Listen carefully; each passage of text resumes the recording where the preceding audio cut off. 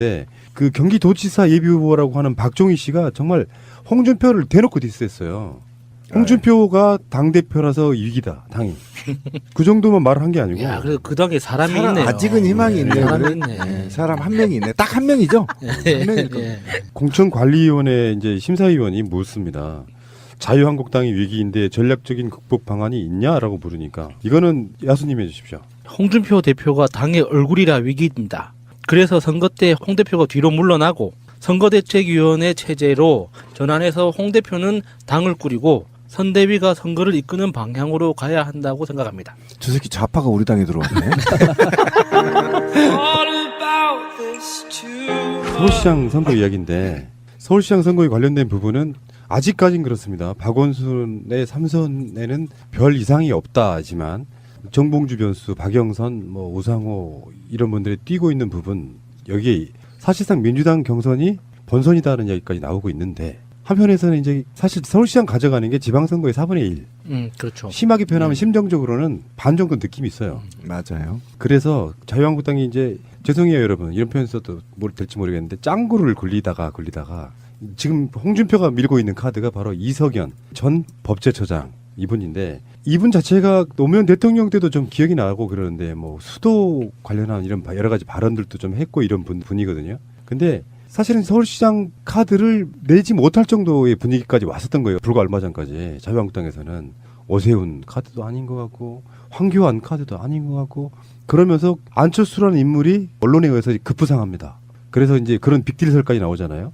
안철수와 남경필이 서로 빅딜하면서 서로 간에 연대를 한다. 경기도지사하고 서울시장을 자유한국당과 바른미래당에 이렇게 나오는데 자유한국당이 서울시장 후보를 안 내기는 사실상 힘들어요. 불가능에 가깝다.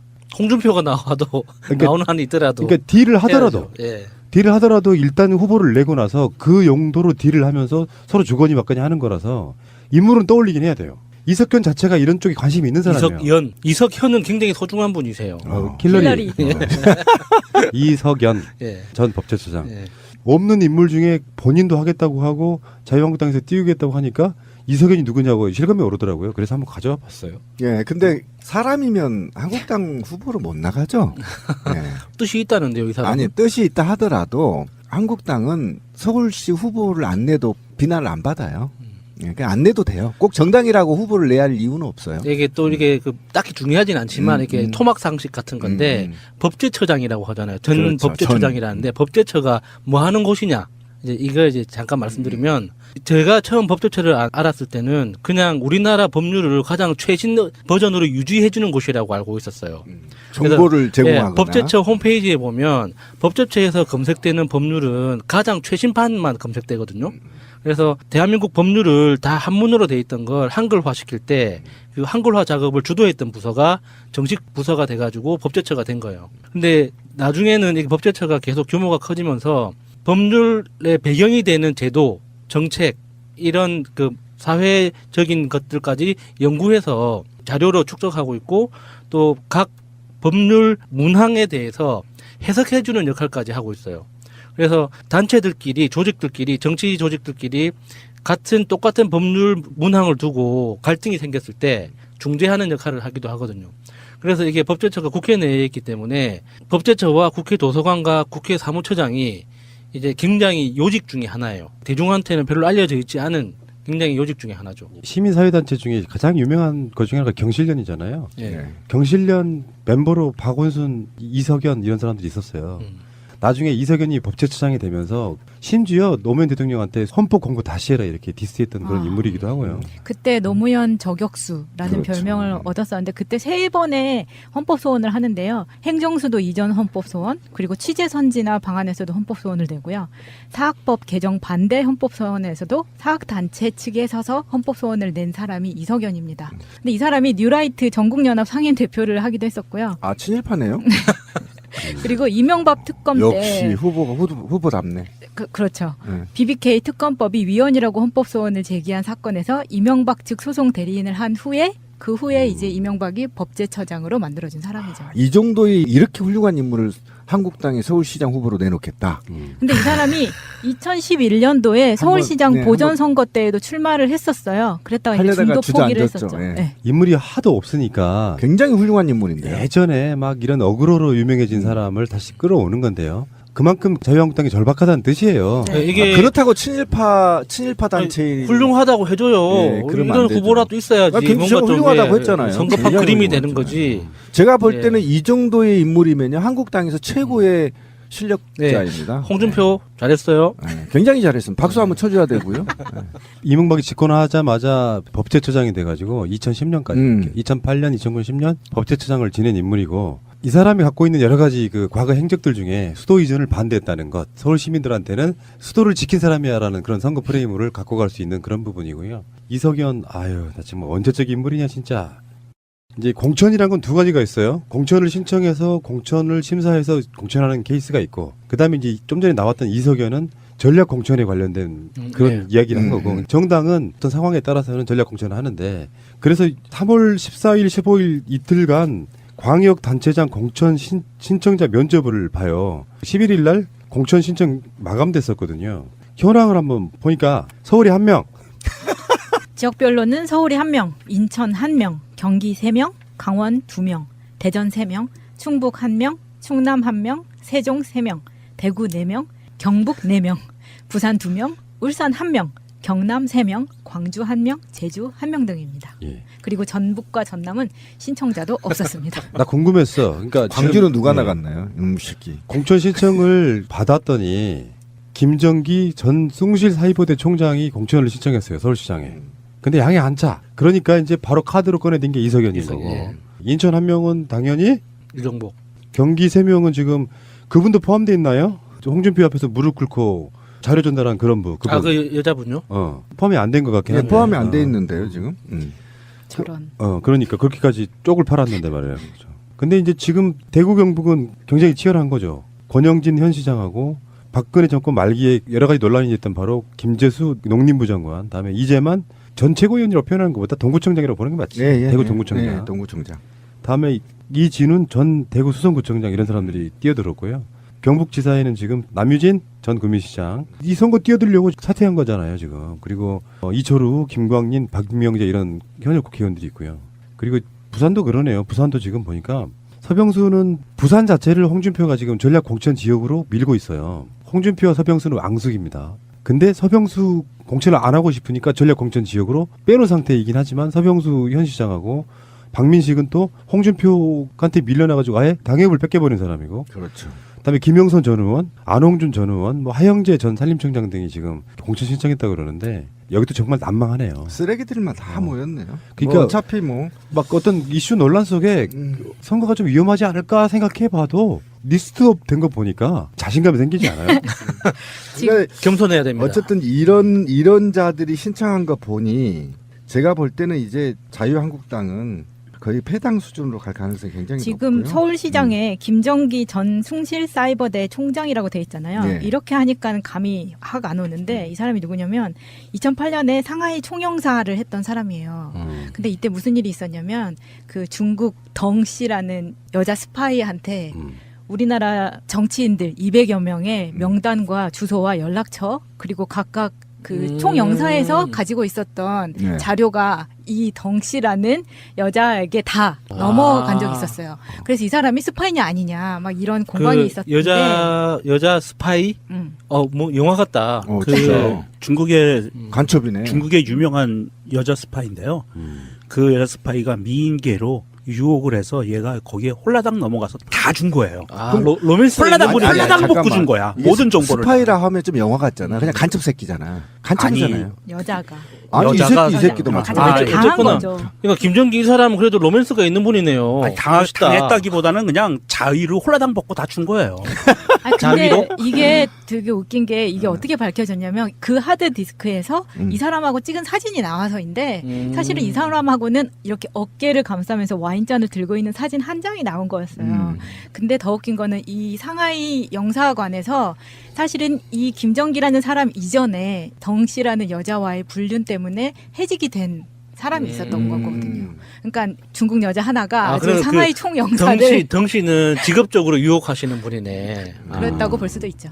이런 자를 예. 이런 자가 신청했다는 거죠. 그러니까 네. 이런 자들이 모여서 공천을 신청한 곳이 자유한국당입니다. 그리고 이거 김영선 전 의원도 제가 참 들은 이야기가 많은데 그 일산에서 아무리 그렇게 이게 부르죠. 팟캐스트라고 해도 차마 이야기할 수가 없어서 해요. 그냥 저만 아는 걸로. 아, 제목만 제목만 아 궁금해. 말 안 하는 것이 훨씬 더 사건을 키웁니다. 아, 그렇죠. 대체 어떤 거길래? 예. 그냥 풀어놔요. 네, 우리 나중에 식사하면서 말씀드릴게요. 네, 너무 지저분해. 이거는 애청자를 우롱하는 네. 겁니다. 저도 그 정두원처럼 이게 좀 욕 좀 먹겠습니다. 스무고개로 경청 동절 일인가요? 그 정도는 아니고. 아. 자, 근데 재밌는 게 있어요. 지금까지는 광역 이야기였잖아요. 그러니까 뭐 무슨 어마어마한 이슈가 터져도 최근에 문재인 대통령 지지율과 민주당의 지지율이 올라가는 현상을 보이잖아요. 그러면 한 번쯤 나가고 싶은 사람들도 결국은 접게 되거든요. 공개적으로 표현을 했다가 쪽을 파는 것보다 나아. 그러니까 안 나가니까 공천 신청을 받으면 이따위예요. 그렇죠. 실제로 여기서 대구시장하고 경북지사 이런 정도를 제외하고는 이렇게 되면은 정당은 어떻게 되냐면 일단 심사는 해요. 하는데 대부분 나가리 될 가능성이 높아요. 전략 공천을 하겠다가 되는 상태가 훨씬 많아질 거고 공천 면접을 볼 때 각서를 썼다고 해요. 이번에는. 근데 그 각서가 이런 거지. 미투 운동 각서가 있어요. 뭔가 혐의가 나오면 무조건 사퇴하겠다 요건데 그 경기도지사 예비후보라고 하는 박종희 씨가 정말 홍준표를 대놓고 디스했어요. 홍준표가 당대표라서 위기다, 당이. 그 정도만 말을 한 게 아니고. 야, 그래도 그 당에 사람이 있네요. 아직은 희망이 있네요. 사람이 그래. 있네. 사람 한 명이 있네. 딱 한 명이죠. 한 명일 겁니다. 예. 공천관리위원회 이제 심사위원이 묻습니다. 자유한국당이 위기인데 전략적인 극복 방안이 있냐라고 물으니까 이거는 야수님 해주십시오. 홍준표 대표가 당의 얼굴이라 위기입니다. 그래서 선거 때 홍 대표가 뒤로 물러나고 선거대책위원회 체제로 전환해서 홍 대표는 당을 꾸리고 선대위가 선거를 이끄는 방향으로 가야 한다고 생각합니다. 저 새끼 좌파가 우리 당에 들어왔네. 어떤 느낌을 받았냐면은 실제로 수구 보수 세력이라고 하는 사람들 위기감 같은 거예요. 우리는 그냥 우리들 입장에서 홍준표가 당대표라 위기다는 말을 우리가 많이 해왔잖아요. 네. 근데 지역이 어딥니까? 경기도 출마한 사람이잖아. 이 사람 입장에서 보면 언론에서도 안 도와주고 있고 그러다 보면 지금 선거가 3개월 정도 남았다고 하지만 극복될 방법이 없다. 그리고 지금 당이 선대위 체제를 꾸려지면 어차피 홍준표가 각 지역에 가서 지원 유세해야 돼요. 예. 근데 홍준표가 사실 먹히는 지역은 저는 우리나라에 없다고 보거든요. 대구가 더 표가 떨어진다고 하는데 제가 볼 때는 정말 욕 많이 먹을 겁니다. 제가 아까도 얘기했지만 지금 지역에서 이 상황에서요. 이 전국에서 빨간색이 있고 선거를 한다고요? 아 이건 굉장히 어렵습니다. 그러니까 이 사람은 정말로 자유한국당을 사랑하는 사람이에요. 박종희 맞아요. 전 의원은. 그러니까 이거 엄청난 디스인데 홍준표 씨 당신이 선대위원장 맡아서 유세 나오면 선거 지니까 당신은 선거 때 찌그러져 있어 이거잖아요. 예. 또 정확한 진단 얘기이기도 하고. 근데 박종희 씨가 하나 잃은 게 있어요. 그럼 홍준표를 보내면 대안이 있나요? 김성태가 하겠죠. 그렇죠. 대안이 없어요, 사실은. 어쨌거나. 아니 그 정도 인물이 있으면 예. 서울시장 내보내지. 그래서 박종희의 모수는요. 박종희의 모수는 그 당에 신청하지 말았어야 됩니다. 이 정도의 마인드라고 한다면 신청하지 않는 게 낫습니다. 왜 그러냐면 홍준표를 내보내도 대안이 없는 당이에요. 근데 간혹 보면 정말 이 자유한국당이 보수 정당이라고 보수의 가치를 지키는 정당이라고 착각하시는 분들이 계세요. 보수 아니죠. 그러니까 박종희 의원이 이제 그런 케이스 같아요. 이게 이 자유한국당이라는 정당 자체가 자신이 생각하는 어떤 보수의 가치를 담고 있는 정당이라고 굉장히 큰 오해를 하고 있어서 이런 결의를 보여주는 것 같은데 너무 안타깝네요. 그러니까 지금 10대, 20대 이 나라 청년들이 80, 90%가 지금 진보 정치 성향을 띠고 있고 현 정부를 지지하고 있다는 말이에요. 근데 자기 아버지가 빨간색 입고 나가. 그럼 자식이 고개를 못 든다는 거예요. 이런 상황에서 무슨 낯짝으로 사람이면 한국당이 공천을 신청하겠어요. 이런 사람들은 절대 들어가면 안 됩니다. 근데 박종희 씨가 일단 쌍피로 홍준표만 디스한 게 아니에요. 남경필도 디스를 했어. 남지사는 반의 반쪽 지지율만 퍼올릴 수 있다. 반은 탈당, 복당으로 썩었고 반은 가족 문제 등으로 썩어 득표율은 30%밖에 안 된다. 남지사를 전략적으로 공천해서 배제해 컨벤션 효과를 이루는 것이 필승 카드이고 그나마 이길 수 있는 희망이라고 이야기했다. 사람 하나 있다니까. 정확히 찍었네. 그러니까 실제로 남경필 지사가 아들 문제라든지 뭐 여러 가지 목 문제도 있죠. 네. 가정사 문제가 있어서 지금 여론조사를 보면은 이재명 시장 등의 민주당 후보의 반도 안 나오고 있는 상태거든요. 근데 그 지지율이 몇 달간 지속되잖아요. 그러면 그 사람 당선되기 힘들어요. 그럼요. 빠지죠. 그러니까 지금 촛불혁명 이후에 재편된 국민들 이분들 입장에서 보면 남경필한테 손이 안 가는 게 사실인데 또 남경필만큼 인지도가 있는 사람도 없는 상태. 그러니까 박종희 같은 사람을 오히려 공천하는 것이 자유한국당이 더 이득일 수도 있어요. 확장성이 딱 멈춰버린 후보는 당 입장에서 굉장히 어렵다는 이야기죠. 그러니까 남경필이 받기는 받았는데 공천해봐야 당선 가능성이 점점 떨어지고 있다고. 이게 자유한국당의 지금 현 상태인 것 같아요. 딜레마죠. 미투 운동과 관련해서 공천 취소를 거론하는 서약서가 생긴 것은 처음이랍니다. 그래서 미투 운동 후보로 확정되더라도 도덕성 등의 흠결이 추가될 경우 공천 취소를 당해도 승복하겠다 이런 걸 썼다 그러고요. 당연히 승복한다고 하겠죠. 근데 이게 논란으로 갈 것 같고. 근데 자유한국당이 광역 말고 경기도 네 곳을 전략 공천지로 지정을 했어요. 보통은 이제 우리가 뭐 민주당만 해도 이제 권리당원들이 워낙에 많으니까 밑에서 끌어올리자 권리당원 투표 반, 여론조사 반 이렇게 보통 할 거라고 예상이 되는데, 경기도 네 곳은 전략 공천하겠다고 미리 못을 박은 거예요. 대표적으로 수원, 고양, 영인, 성남. 느낌이 오지 않으세요? 사람은 있나요? 경기도에서 가장 큰 도시들이에요. 인구 100만이 넘는 100만 이상. 예, 그러니까 큰 도시들. 남짓. 사실상 경기도에 있어서 그렇지 지방으로 내려가면 대전이나 광주나 이런 데로 내려가면 사실 광역시에 근접하고 있는 예. 그렇죠. 이런 100한 정도. 근데 4, 50만. 수원하고 고양하고 성남은 민주당 쪽이 지금 시장이었던 곳이거나 시장직 내려놓은 부분이 있으니까 영인만 자유한국당 출신인 거죠. 홍준표가 잔머리 젖같이 굴리는 게 사실은 여기가 타겟이 아니라는 거예요. 선거 나가봐야 어차피 여기는 져요. 영인도 내가 보기에는 이번에는 우리 쪽으로 넘어옵니다. 근데 정말 싫어하는 인물이 부산시장인 서병수하고 창원시장인 안상수잖아요. 안상수를 안 꼽고 싶은 거야. 그러니까 경기도도 이렇게 했으니까 100만 넘은 창원 너희들도 우리가 전략 공천할까 이렇게 돼버리는 그 노림수를 노리고 있다는 거죠. 안상수하고는 진짜 홍준표하고는 내가 봤을 때 같은 당이어서 그렇죠. 전생에 철천지연이었어요. 둘이 서울광장에서 맞짱하면 떴으면 좋겠어. 짱돌 들고. 왜 이렇게 싸우는지 몰라. 창원도 100만 만들려고 마창진으로 합쳤죠. 다 합쳤잖아요. 합쳤죠. 그래서 100만 만들었는데 안상수가 난 더 웃기는 게 홍준표보다 더 일찍이 당대표로 했던 사람이야. 이명박 때. 보훈상수. 아우, 잘 근데 나갔지. 그 사람이 공천이 안 되니까 광역도 아니고 일개 도시에 시장으로 내려가서 월급 받아서 먹고 사는 그 인간의 어떤 추태도 정말 대단하다. 70이 훨씬 넘었어 이제. 꼬리 팍 내리고 살고 있죠 지금. 홍준표가 불행하게도 당대표가 돼버린 거 아니에요. 그렇죠. 우리는 보고 즐기면 되는 거죠. 특히 이 이번 경선이 이렇게 얼마만큼 재미있고 공정하게 되느냐, 뭐 이게 제일 핵심인데 자유한국당에서 사실 그 개자식들이 모여서 개 같은 짓을 한다고 해서 우리가 욕할 필요는 없어요. 그냥 개들끼리 그냥 이렇게 다는 거죠. 아니, 한 사람은 빼세요. 사람이 있네요. 아. 박종희 씨. 어쨌든 이번 지방선거에서는 통계도 그렇지만 제가 볼 때는 대구를 말고는 거의 다 뭐 자유한국당이 힘들 것 같은 이렇게 보거든요. 다들 그렇게 보고 있는 거잖아요. 네. 대구마저도 지금 흔들리고 있는 것이고, 그러니까 그런 문화가 있다는 거예요. 제가 만들어낸 문화가 아니에요. 그러니까 자유한국당에 신청하기도 꺼리는 이게 있다라는 거고요. 그다음에 내가 썩을 대로 썩어진 그 당의 후보를 내 손으로 찍는다는 것도 수치스럽다는 거예요. 이런 판에 이게 무슨 아무리 홍준표가 짱구를 굴려도 대안이 안 나와. 대안. 로 유명해진 사람을 다시 끌어오는 건데요. 그만큼 자유한국당이 절박하다는 뜻이에요. 네, 이게 그렇다고 친일파 단체 훌륭하다고 해줘요. 예, 그러면 이런 안 되죠. 후보라도 있어야지. 굉장히 뭔가 좀 훌륭하다고 예, 했잖아요. 성급한 굉장히 그림이 훌륭하잖아요. 되는 거지. 제가 볼 예. 때는 이 정도의 인물이면요 한국당에서 최고의 실력자입니다. 홍준표 잘했어요. 네, 굉장히 잘했습니다. 박수 한번 쳐줘야 되고요. 네.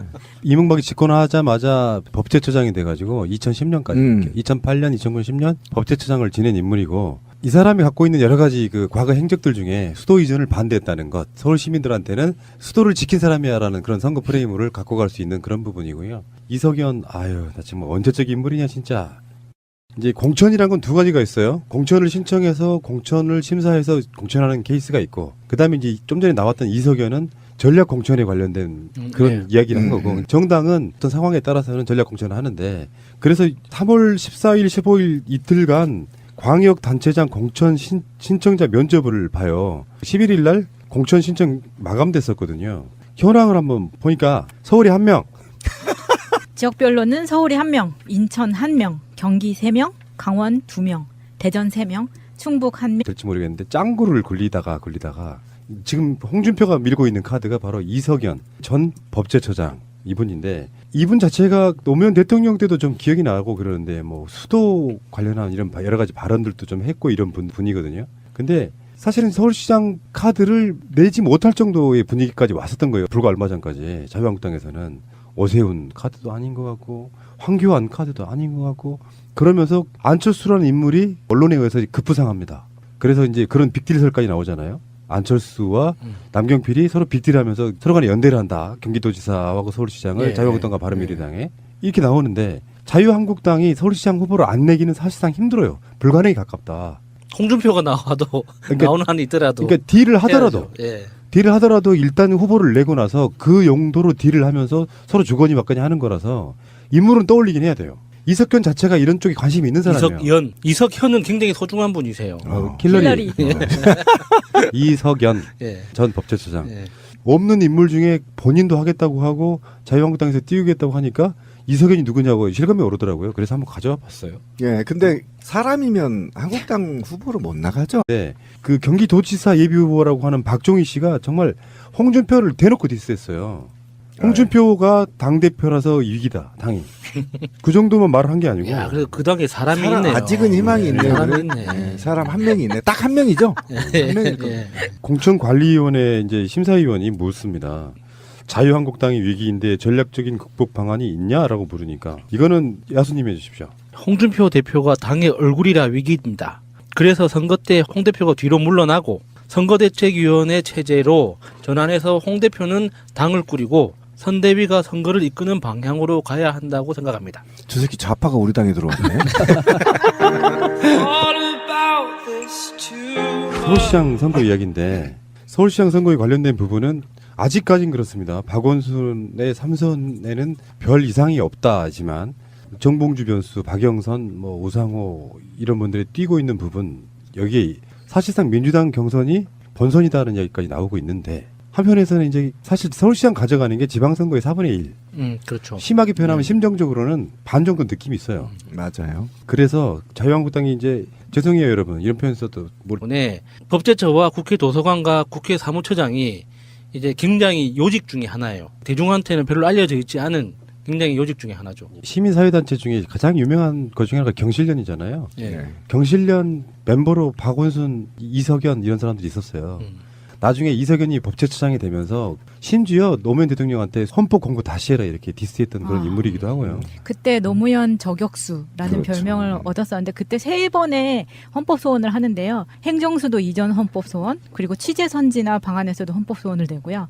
사학법 개정 반대 헌법 소원에서도 사학 단체 측에 서서 헌법 소원을 낸 사람이 이석연입니다. 근데 이 사람이 뉴라이트 전국연합 상임 대표를 하기도 했었고요. 아, 친일파네요. 그리고 이명박 특검 역시 때 후보답네.